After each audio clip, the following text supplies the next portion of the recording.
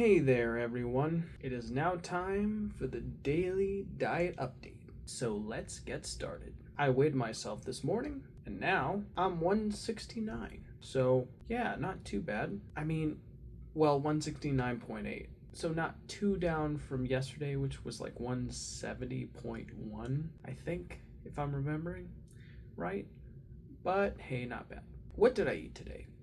I had scrambled eggs with grated cheese. I had sausage cut up and roasted on a pan. I had 3 strawberries. I had the Rise and Shine nut, strawberry, and banana freeze-dried mix. I had 3 cups of coffee, with one of them having a half and half in xylitol. And that's pretty much what I ate. Then, in the afternoon, I had sliced chicken breasts, homemade gravy, chicken gravy specifically, special type of taco meat in my keto-friendly zero-carb Mission tortilla with all the fixings, including lemon, salsa, onions, and that's about it. Green red salsa. And then I treated myself to a zero sugar root beer and a zero sugar keto caramel ice cream bar. That was really good. And that's what I ate. Any exercises? Well, pretty much what I do at work, just walking around the store,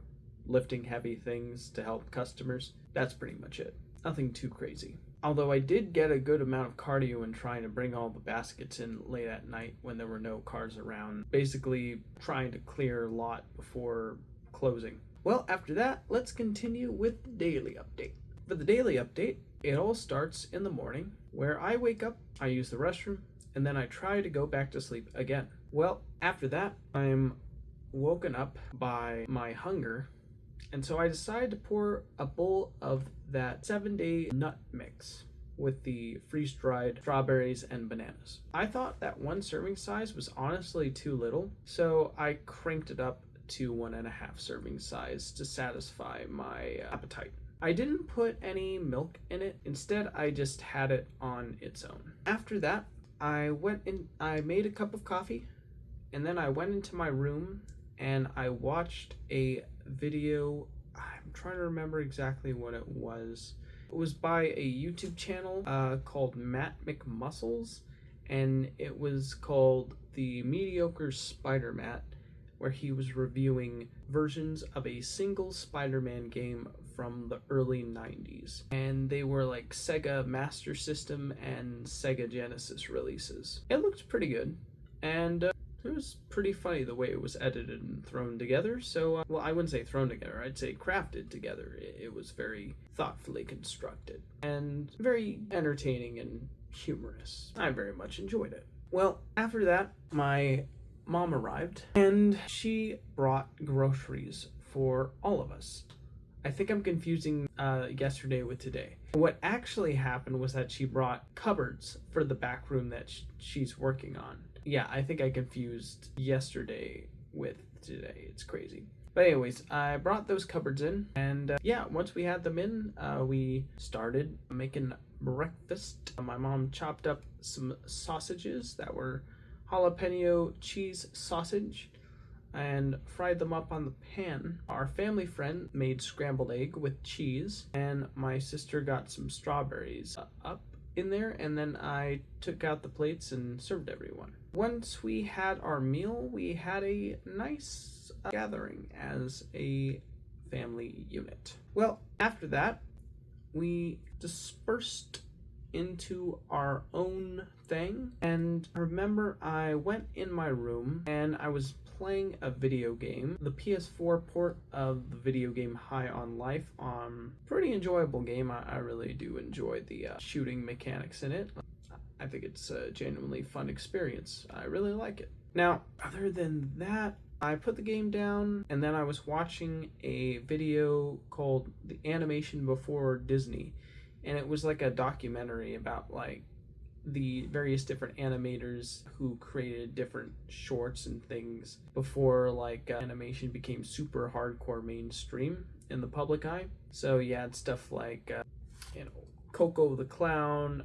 You had lots of different demonstrations of animation and cartoons from back in like the 1920s and 30s. It was really informative and very enjoyable watch for me. I really love learning the history of animation and how it got started and personalities and the souls involved in the process. It was very fun and fascinating. Well, I started getting antsy about creating my own project while watching other animators in the documentary make their projects. So I decided I would go on my computer and start working on my Brain Jam Extra video that I've been working on for a while now. And the whole thing I did today was I learned about music licensing, and basically you can license Adobe Music for your needs, but the way they have it to where you don't get caught by YouTube's copyright system is kind of annoying, because apparently, based on what I saw, you need to upload the video,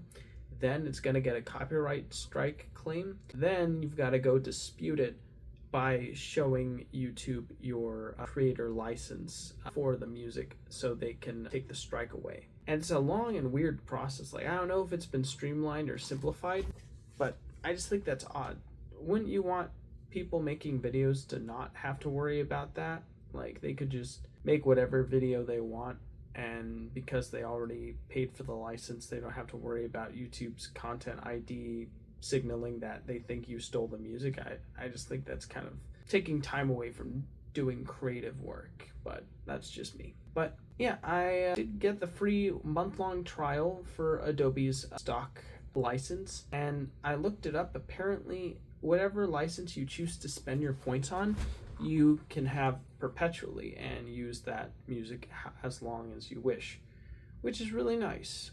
So I was just browsing through Adobe's different stock music options, and I've settled on smooth jazz as the background music, because I just think it sounds very relaxing and nice as I'm explaining the information to the viewer. And I think it will definitely help the video become more watchable, because the music's gonna help like carry the attention a bit, and I think that's good. Well, I ran out of time, so I decided to take a shower, so I did just that. And it took about like 15-18 minutes for me to shower, and when I was done I had to put on my clothes and then get going to work. I said goodbye to my mom and my sister. Our family friend was sleeping, so I didn't want to bother her. And then I drove off. Now, when I punched in at like 2:03, I was told that my pre-closers called off, so I was the only closer for the night. Which, you know, that's a bit of a bummer, because there's quite a bit of like things you need to get done, but hey, that's just how things are, and you gotta get in it or get out of the way, and I got in it. And so yeah, I accepted that, and we got started on doing the work. Well, what I meant was me, but I guess also my coworkers, but they had been all started already. But anyways, yeah, first hour was spent on lot, and then next 2 hours was spent doing front end bagging. And I remember on my last hour before lunch, I went on lot, and I was bringing a carton, and I saw one of my coworkers, a guy who's been working at the store for a while, longer than I've worked there, and I decided to do a little head bob, like as I saw him passing. He was away from me, and he started bobbing his head too, and I thought that was funny. And he said, you know, when I saw you doing that, I thought you were doing this.